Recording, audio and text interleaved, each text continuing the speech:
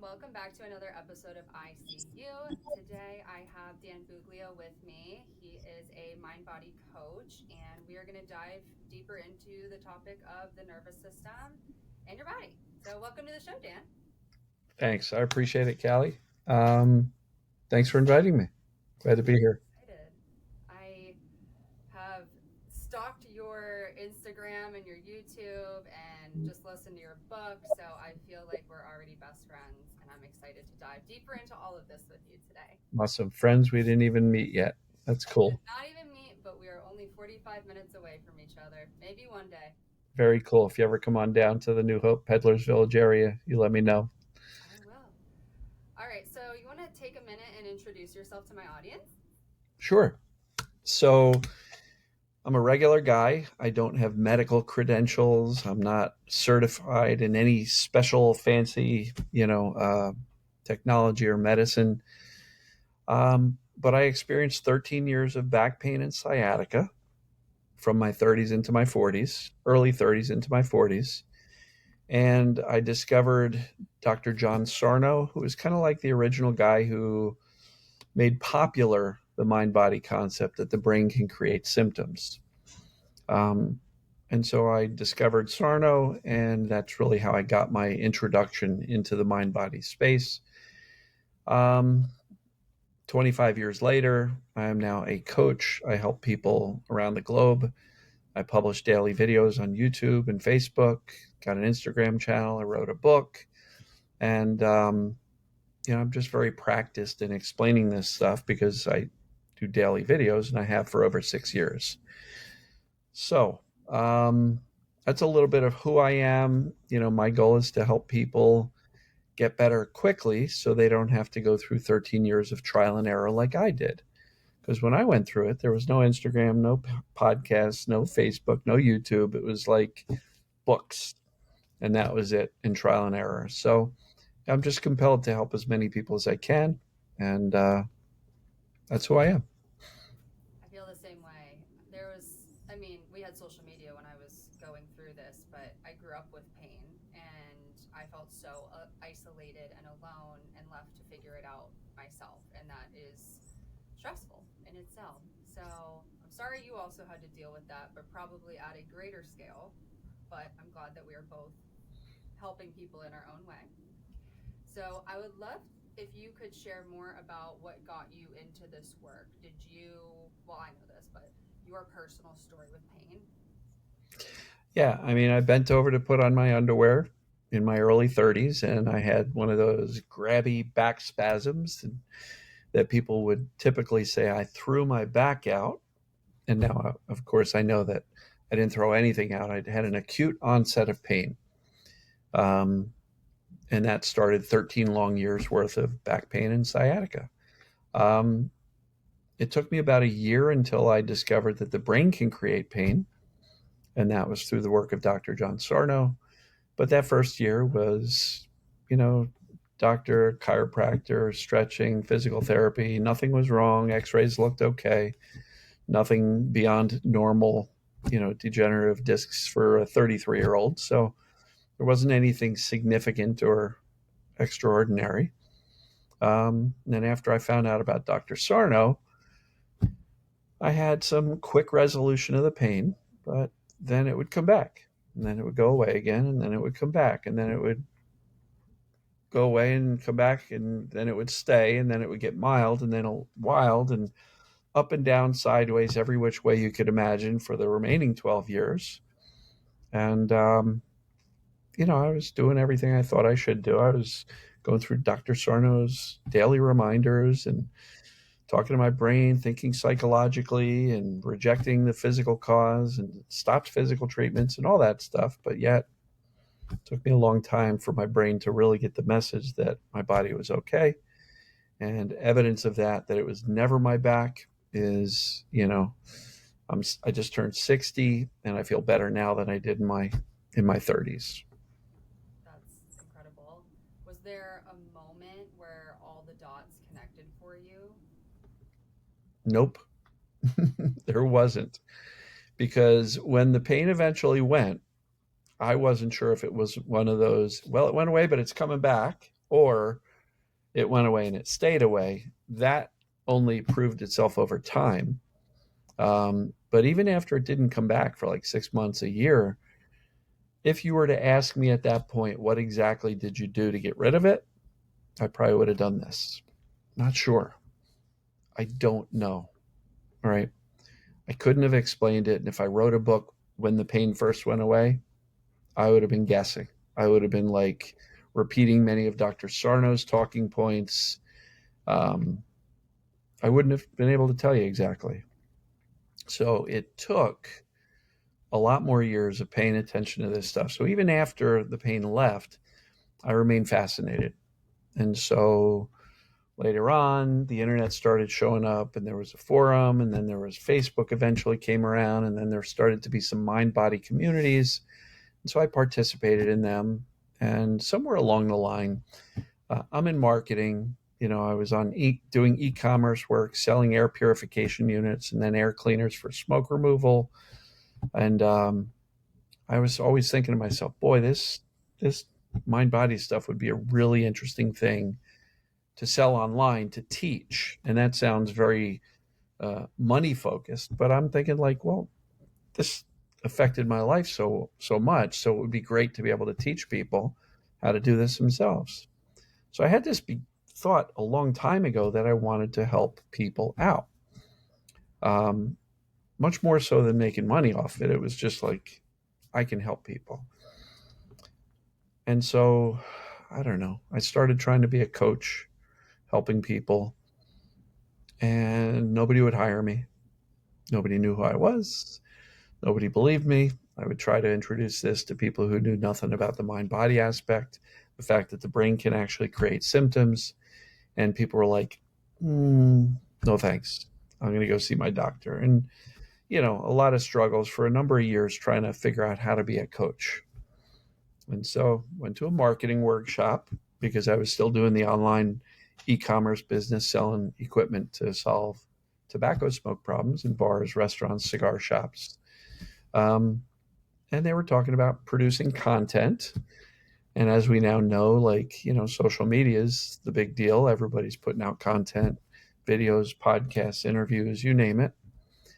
And so a buddy of mine said to me, well, why don't you just do a daily video on Facebook for a week, see what happens? Well, that was March 29th, 2019 that I started doing a daily video, and I haven't stopped since. Not one day? I haven't missed a single day. Wow.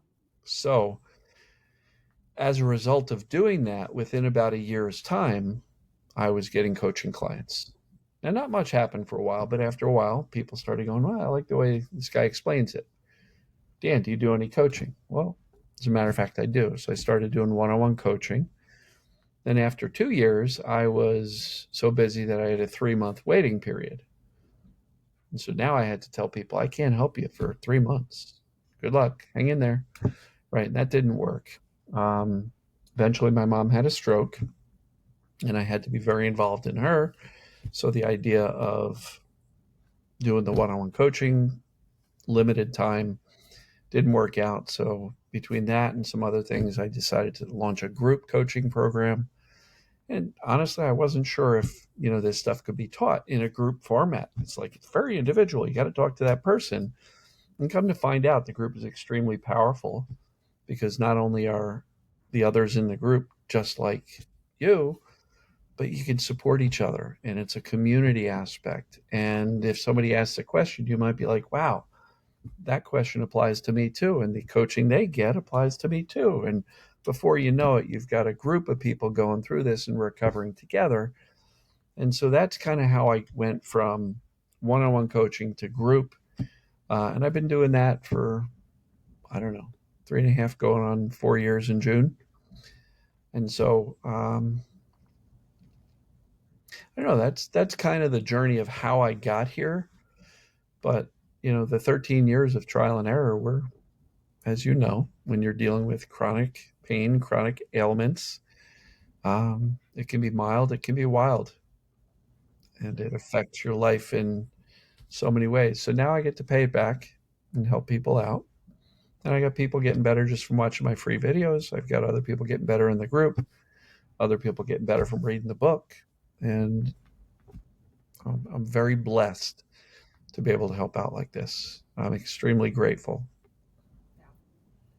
And I'm curious because I saw you have a playlist on your YouTube channel of all the people that you've helped, or at least a portion of them sharing their story. There's a lot of people on there that had bladder pain, that had like chronic UTIs, pelvic pain, any sort of bladder symptom. So it sounds like you've helped a good amount of people with these types of issues. Yeah, what I found is, and look, the channel is called Pain Free You, but as I explain often, it's pain and other symptoms. So it could be frequency, urgency, pain. It could be um, any number of things: vertigo, dizziness, reflux, digestive issues, weakness, numbness, tingling. It doesn't have to just be pain because the brain is in control of all symptoms in the body. And yeah, we've got a number of bladder related, IC related success stories, but it's not like we specifically said, I'm going to target and help that audience or that type of symptom. I just kept on putting out the content, and those people ended up finding me. And, a good number of people have resolved issues of the bladder type. So these people have pretty much gotten symptom free, just to clarify. Yeah, and one of the more popular success stories is a lady named Ingrid from Scotland. I wrote about her in the book, and Ingrid was at the point where she didn't want to be on the planet, literally, and she just let me know not long ago that she got an award for running a award-winning charity up in Scotland, and she was up on stage, presenting to 50 some odd people, many of which were medical doctors, and kind of holding up a copy of my book, well worn from going through it, and basically saying, this is how I dug myself out of a hole through Dan. And so, yeah, and Ingrid was one of those bedridden, IC people that had no hope because she had exhausted every medical option available and was in excruciating pain and discomfort and disability and dysfunction, and came back. And she's living large, going to concerts. She visited England and hung out with another one of my group coaching members at the Birmingham Palace. And so, yeah, the possibility is there for people to recover, even if they have a medical diagnosis that sounds pretty dire. Um, what we're finding, or what we found, and what is proven by the successes, is that oftentimes symptoms can be present without physical cause. It may have been triggered by a UTI, a legitimate one, but if that's been treated, antibiotics, that's gone, but symptoms can remain. And then the fear and the focus, the attention, the anxiety, the worry, what if this never goes away? Symptoms can magnify and grow. And before you know it, you've got people with significant chronic symptoms. And the more fear and attention and despair and doubt as to what's causing it, and doubt is created oftentimes by failed medical treatments that didn't solve it, the fear grows, the symptoms grow, and things can be really, really intense. But that's not evidence of tissue damage or disease or infection. So, yeah, people are getting better, and of all sorts of things. So if you go to painfreeyousuccess.com, that's just a shortcut, and it will dump you into a playlist on my YouTube channel. I think we're over 120 success stories right now of all sorts of symptoms, Yeah. the bladder being, one of them. Yeah. I asked you that about like total symptom relief because I truly believe that that's possible. I've Mhm. worked with a lot of Yeah. people who have completely overcome Yes. bladder issues, whether that's overactive bladder, IC, chronic UTIs. Like this is something that you can overcome. And I Yes. think the language that we're fed with these diagnoses is like, for example, IC, there's no cure for this. This is a chronic illness. And I don't buy that. yeah, I mean, you're welcome to tell me your thoughts, but I think that that's really limiting us just with the language. Well, it's like anything. I've got, I don't know how many success stories with fibromyalgia, which is a disease, supposedly, according to the medical establishment, a disease that they can't tell you what causes it, and there is no cure. But yet, the mind body space, not just Dan, but the mind body space is seeing success stories and people eliminating this thing called fibromyalgia over and over again with this type of an approach. So, is it really a disease? No, it's not. It's a mind body condition created by the brain perceiving danger. And so, yeah, you can get complete resolution. I feel better at 60 than I did in my 30s. And so, yeah, complete resolution is available. And for anybody who is still in the worldview that this is a illness, it's a chronic disease, anytime somebody feels better, what's the language that they use? I'm in remission, which means I still have the disease, but it's taking a little nap. I'm in remission. And I think that language is dangerous too. Um, Not intentionally, but it's scary because it says, I still have this, but the symptoms are not so bad now, or they're not there now. And that just says, remission says it's coming back. And I don't buy that. I don't believe that. Now, symptoms can go away and come back, but that doesn't mean some disease or, embedded infection came back and became activated again. I think what that means is that the brain started to perceive danger again and the old symptoms came back, the sensations, the pain, the urgency, the frequency, all that stuff. So let's try to discontinue the use of remission because that almost says I still have a disease. It's just chilling out for now. I don't believe it's remission. I believe the brain feels safe and it turned it off. If symptoms do come back, it's because the brain perceived danger again. And sometimes symptoms do come back. The key for everybody, no matter where you're at in your journey, is if symptoms go away and you're feeling pretty good and symptoms come back, don't panic. You're not starting over from the beginning. You're not. You're starting with experience. And if you could get the symptoms to go away before, you can do it again. Even if you haven't done it yet, you still know through other people's experience, you can get rid of these symptoms.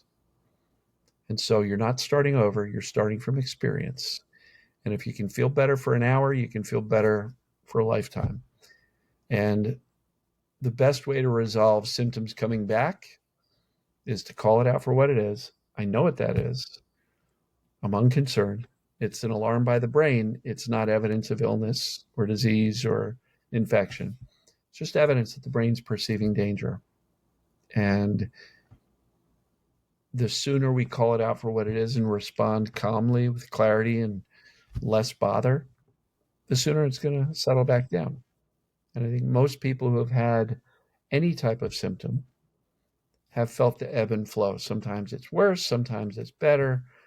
And a lot of times you can correlate that to your mental and emotional state. The more fear, the more panic, the more doubt you've got, the higher the symptoms, right? And the more calm, the more clarity. I'm really not sick. This is just the brain perceiving danger. Um, the more the symptoms can settle down. I'm curious how you handle the people who are like, are you saying this is all in my head, or the people that get insulted? And before you actually answer that, I copy and pasted something from your website that said, if what I share about the real cause of pain angers you or is insulting to you, it makes you want to reject what I'm telling you outright, I cannot help you. I Mhm. love that you put that on your website. Well, it's true. It's true because there are some people who are not open to this yet. And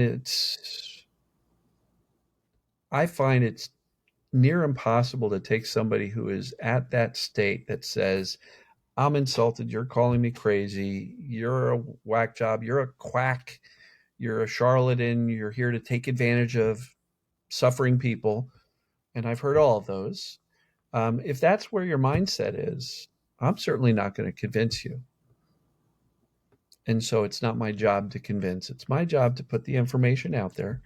And when people are ready, they will be more open to it. But a lot of times people will hear it and go, this guy's calling me crazy. No. And I say over and over and over again, you're not crazy. The symptoms are not imagined. The symptoms are real. They're just not caused by what medicine blames them on. That doesn't mean it's in your head. The symptoms are real. If you're having bladder urgency, pain, you name it, you're not imagining it. And anytime somebody says, you know, it's in your head, that's a derogatory statement.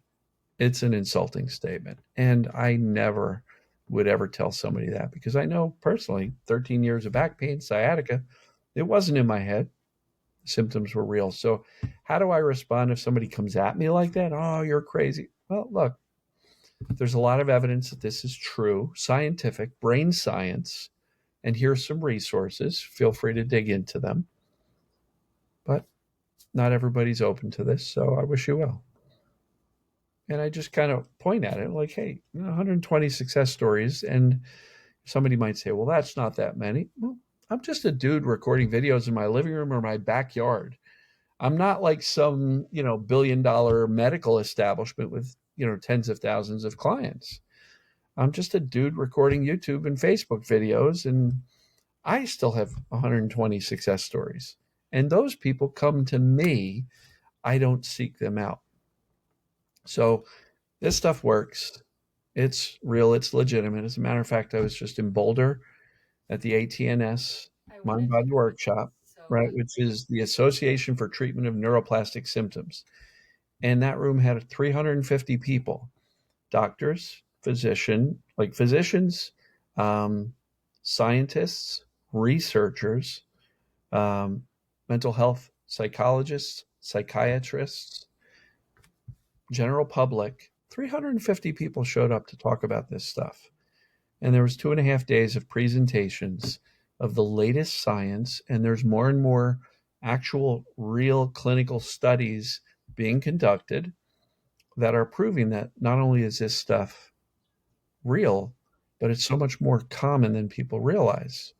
And in the United States alone, it's estimated that upwards of 50% of the people have something going on that could fall under what I term as perceived danger symptoms.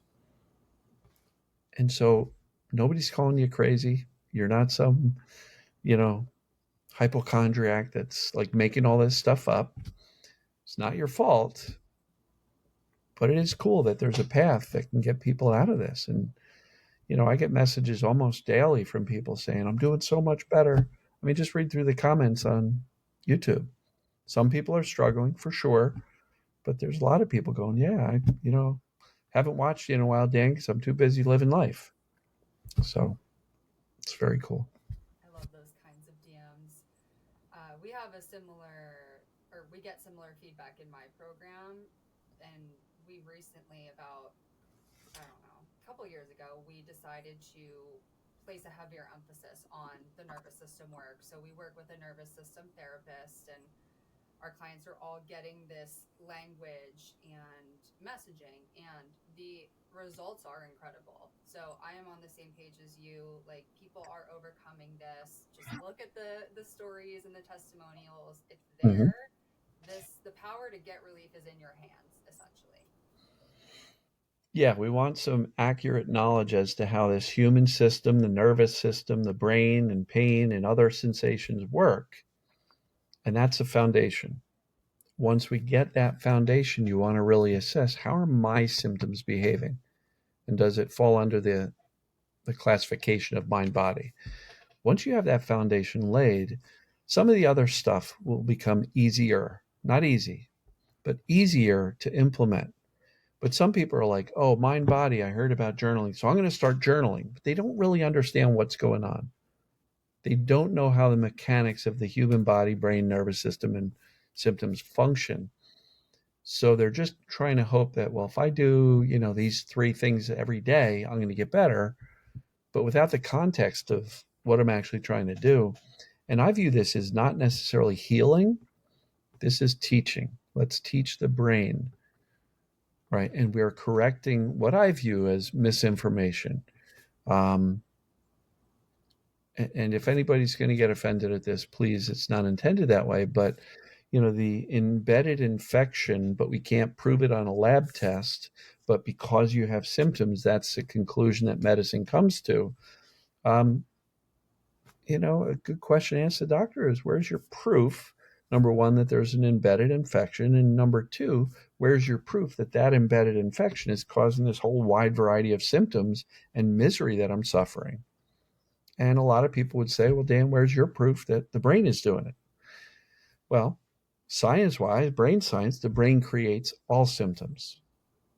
And so go watch some success stories. There's proof, because people get better not with medical treatments, but with education, consistent messages of, I'm safe, I'm okay, my body's not diseased, I'm going to be all right. Safety, calm the nervous system down, and symptoms can go away. So there is a lot of proof on this mind-body side. And a lot of times, these diagnoses that we get from the medical establishment are symptom-based diagnoses. Not necessarily I can see it on an MRI or a lab test. So no offense to anybody. I recognize how much suffering and struggle there is, and you're just basing your position on what you've been told and what you've researched and the scary stuff you've read online. But the great news is this stuff is real, and it actually is providing significant benefit for a lot of people. So why not be open to it and see whether or not this can work for you? Love that. There were a couple of concepts in your book that I would love to Sure. dive into next, if that's cool. Of course. The first one being, you were talking about something called the nocebo effect. Can Mhm. you explain what that means?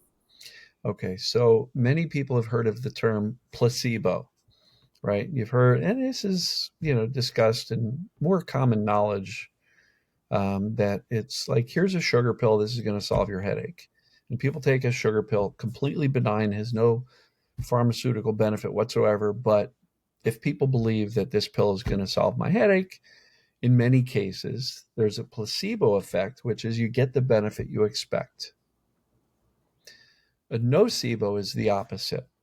It's the belief that something is bad for me, and the brain and body respond as if that's true. So, for example, don't drink coffee. That's going to harm your bladder. Don't do this. Don't alcohol. Forget it. You can't ever have a drink again, because that's going to mess up your bladder infection. And so people avoid it. And then if they have it, whammo, things flare. And then it's like, holy cow.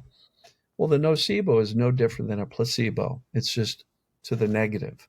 So if you believe that alcohol or coffee is going to inflame your bladder and you have it, your brain may behave as if that's actually true and turn on the symptoms. But that's not evidence that it had anything to do with the coffee or the wine or whatever. But the nocebo is a belief that something is bad for you. And for me, I had back pain. Well, what did I believe? Bending over was dangerous. Why? Because it started by bending over, and every acute onset came when I was bending over. So the nocebo is very common. And I will tell you this, unfortunately, lots of times what we read online, some things we watch videos, doctors' words can be nocebos. You've got something and there's no cure. That's a huge nocebo, because it creates fear, and it creates this belief and an expectation that I'm in trouble for the rest of my life. And so placebo, positive expectation, oftentimes through no real benefit, meaning no pharmaceutical benefit, like that treatment has no real way of working chemically, biochemically, but it does. So that's the brain's expectation. And the nocebo works the same. This is going to be bad for you. Don't drink that coffee. And then people do, and then whammo. So, Yeah, that's something that we see a lot with um, the food and people with bladder symptoms in my yeah. program. And It's that's why I mentioned the alcohol and the coffee, because it's such a common stay away from that stuff. It's horrible. there's these lists out there that it's just 100 foods that could Right. potentially bother your bladder, and it's like, where are we getting that information from? Surveys? That's not strong evidence. Right. That's not, really strong science. But yet, a lot of people with these type of symptoms can start to reintroduce the foods and still be okay and not get the symptoms, which is more evidence that it's the brain's perception and the fears that are creating the symptoms, those false alarms, if you will. Much more proof that that's the case instead of the food or the beverage that's causing it. Right. Exactly. And I think just to give more examples of nocebos in terms of bladder health, just to put it in or make it relevant for my audience, I'm thinking like exercise. People who have been told exercise is bad for their pelvic floor, or sex was one for me. Um, Mhm. Maybe certain activities. I don't know. Can you think of any others? Um, Not off the top of my head, but maybe swimming, getting into swimming pool, the chlorinated pools. Lakes, oceans. I see a lot of fear around those things on the internet. Yeah, so basically anything that creates fear and has been kind of accepted as common knowledge in the people with IC, there's a whole nother community called trigeminal neuralgia. It's like facial pain. And they've got these common beliefs that wind and cold makes their pain flare. And these are more nocebos because there's no real evidence that a gentle breeze on your face is going to affect and inflame these nerves. So there's all sorts of things. Maybe bending over, the IC community, beverages, food, activities. Um, and let's just touch on the pelvic floor. So, hypertonic pelvic floor. Okay. Is that the cause of the problem? Or is that the result of a brain perceiving danger? And one of the protective mechanisms the brain employs when there's danger is tension.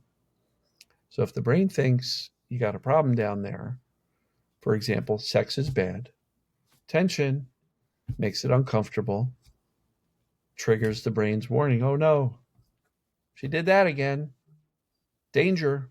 And then pain flares. And then all of a sudden, the brain goes, yeah, that sex is dangerous because it hurts like crazy.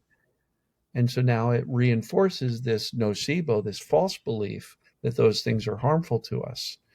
Um, and please, for anybody who is taking offense at that and saying, but it really hurts, we're not saying it's imaginary. It does really hurt. Um, but the pelvic floor being so tense is the brain's way of guarding that part of the body. Yeah. You ever see a scared cat or scared dog? They tense up. The hair sticks up on their back. Tension. If it looks like somebody's going to punch you, what do? You tense up. Tension is a protective mechanism. Tension is the result of a brain perceiving danger.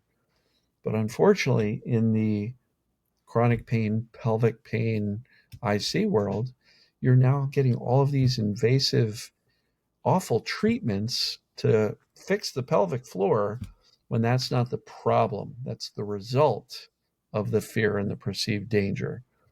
And so, unfortunately, that's how a lot of people can become very convinced that they've got a pelvic floor problem. And unfortunately, those treatments rarely work. I think a combination of pelvic floor therapy and nervous system work. Personally, that helped me a lot. So when I was going through some contemplation a couple years ago, when I dug into all this work, I was like, okay, what came first? My stress, my fear, all of those emotions, or was it the tight pelvic floor, the pelvic floor tension?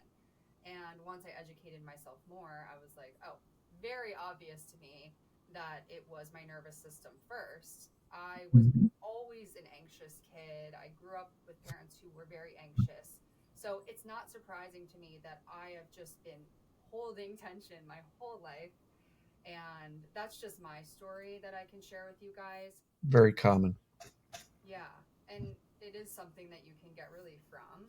I do occasionally still go to pelvic PT, but it's more so for my back, so it's not like something that needs to be long term. And there are people who get relief without going to pelvic PT and just doing nervous system work. I'm Yeah. all about supporting people, whatever treatment they want to do, if it feels good and you're adjusting your nervous system, I think it's great. Yeah, I just had a really interesting conversation with a gentleman named Charlie Merrill, and he is a mind body physical therapist. Ooh, And so that interview is coming out on the 24th, tomorrow. I So I can don't link know how that in the quickly show. this will go out, but Charlie Merrill, and we had some really interesting conversations about teaching the brain safety surrounding movement, or in this case, surrounding activity, such as, sexual activity, and any other type of activities. And I will just say, you're doing some physical therapy for your back. What if that's mind body Oh, too? Dan, trust me, we are going down that route. We Good. were just rolling out physical I got issues you. first. So we're doing our due diligence. Awesome. Thank you. Chapter six of the book. Do the assessment for your back. Most likely, you're going to check off a number of boxes, which means your brain's creating it, not your back. For sure. I do not doubt it. But I think the next thing I want to go into, because we're talking about those nocebos, is avoidance behaviors. So Mhm. if we perceive things as being unsafe or dangerous to us, like socializing or exercising or eating, and like we're avoiding those things, how does that reinforce the danger? Can you explain that? It totally does because, back to the examples before, alcohol, coffee, you hear somewhere, oh, avoid those things. They're bad for you. You experience it, you drink it, your symptoms flare, and you say, I'm never having coffee again, or I'm never having alcohol again. And then anytime you introduce it, it happens again. But by avoiding that thing, you're very effectively teaching the brain that thing is the problem. Has nothing to do with my brain, has nothing to do with this nervous system, has everything to do with that damn coffee or that alcohol. So avoidance basically says the thing I'm avoiding is the problem. Doesn't matter what it is. Could be completely unrelated to IC, pelvic pain, all that stuff could be anything. But if you believe a certain thing is dangerous and you avoid it, your brain's always going to perceive that as dangerous because, well, look at Callie. She's avoiding that. It must be the problem. And then you go to try it again, and all of a sudden your brain is still going, but we've been avoiding that. And now all of a sudden the symptoms flare up. And then we're going, see, it was the coffee. No, it still could be the brain perceiving danger. It's just that it learns very well what's dangerous and what's not. And so it does take a little bit of inertia to overcome these fears. And the best way to overcome this nocebo, this belief that a certain thing is bad for you, unfortunately, isn't to avoid it, it's to go through it and to reintroduce and do it gradually. We talk about people reintroducing foods. And the problem is if you think I want to reintroduce coffee and you take like a drop full, you're still teaching the brain that the coffee is a problem because look, I'm only willing to have like one little tiny sip, and the people who seem to do well reintroducing foods, reintroducing beverages are the people who decide up front this is not the problem. They expect it to go well, or at least better than maybe they've previously experienced. So expect it to go a little better. Drink, eat, whatever it may be. Don't sip, don't nibble, because that's just reinforcing the fear. So eat or drink. And if symptoms show up, which is likely to happen the first few times you reintroduce, you call it out for what it is. The brain still thinks that's the problem. It's not the coffee. It's not the food. It's not that.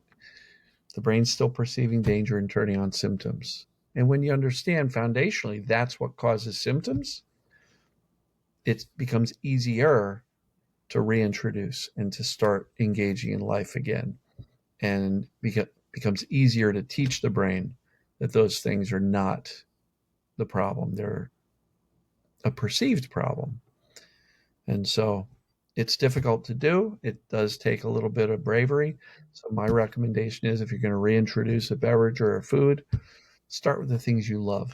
That way, if you do get the symptoms, you can go, yeah, I got the symptoms, but man, that was delicious. I am so glad I ate that piece of cake or had that glass of wine or drank that cup of coffee. I missed coffee.